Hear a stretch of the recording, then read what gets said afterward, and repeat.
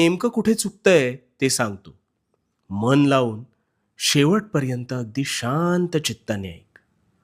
तुझी पहिली सगळ्यात मोठी चूक म्हणजे तुला वाटतं आहे, अजून वेळ आहे, उद्यापासून करतो. पण तो उद्या उजाडत नाही. आणि दुसरी चूक म्हणजे हाती घेतलेल्या गोष्टीच्या मुळाशी न जाता अर्धवट ज्ञानाने तू गोष्टी करायला जातोस. बघ, विचार करून बघ, तुझं तुलाच कळेल. अरे नेहमी लक्षात ठेव, भरलेली घागर कधीच आवाज करत नाही. ती स्वतःचा मार्ग काढत संथपणे पुढे जाते. पण तीच घागर जेव्हा अर्धवट भरलेली असते ना, तेव्हा मात्र तिचा आवाज फार अधिक होतो. आता यातून काय शिकलास?